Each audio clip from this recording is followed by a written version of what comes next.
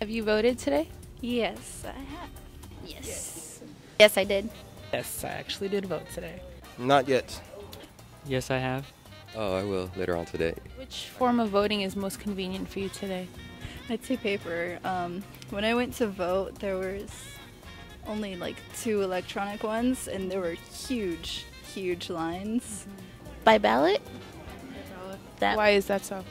Because I don't trust computers, so really I can trust what I write better than computers, so ballot's more better for me. Yeah. I did electronically. Paper. Yeah. Well, I waited till today. I could have done it early, but I just felt like it was more exciting to do it on the actual day of elections. So that's why I waited till today, and I thought it was more convenient for me. Electronically would be more convenient.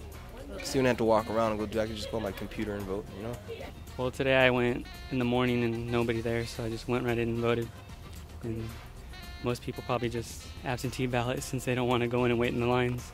How do you feel about the elections this year? I'm pretty excited. We are making history with our first black president, so I'm pretty excited about it. I feel it's a really, really important historical election. I feel that this is the year that all the young people are actually going to go out and vote. I was really excited to vote this year and see all the young people in there voting with me. So I think that young people are really going to make a big difference this year, and our voices are really going to get heard today. It's very different with the 2 different candidates we have this year, and I feel a lot of people are actually going to vote this year. I don't know. Going for Obama this year because, you know, what I heard about McCain is kind of like another 4 years of Bush, pretty much. So I'm going to go for Obama, maybe try something different.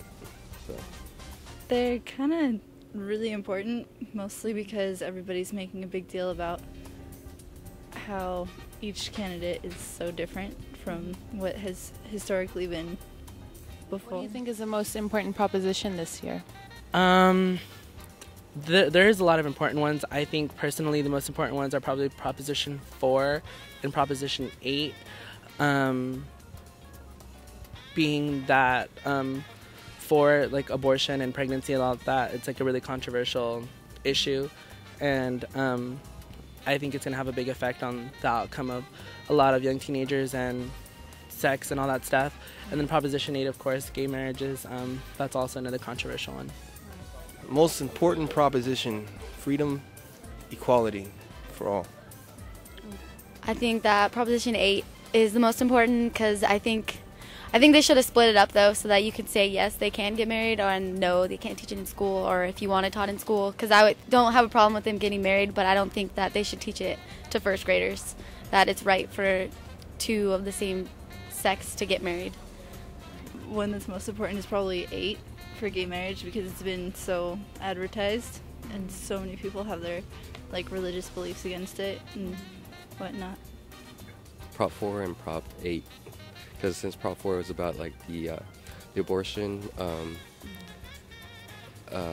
know, I kind of feel like minors, if they get pregnant early, that they need some kind of parent consent or something like that. But in Prop 8,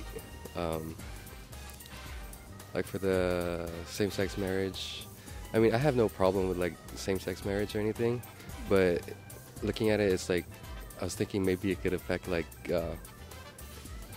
if the same-sex couple goes to the church and asks to get married by the church, and the church denies them, they have the right to sue the church, so because they can't discriminate or anything like that. So, Well, both Prop 4 and 8, these are very, very big decisions that can really affect a lot of people in America, so I think those are the 2 most important props. I think that Proposition 8 is the most important because I think they should have split it up though, so that you could say yes, they can get married, or no, they can't teach it in school, or if you want it taught in school. Because don't have a problem with them getting married, but I don't think that they should teach it to first graders. That it's right for 2 of the same sex to get married.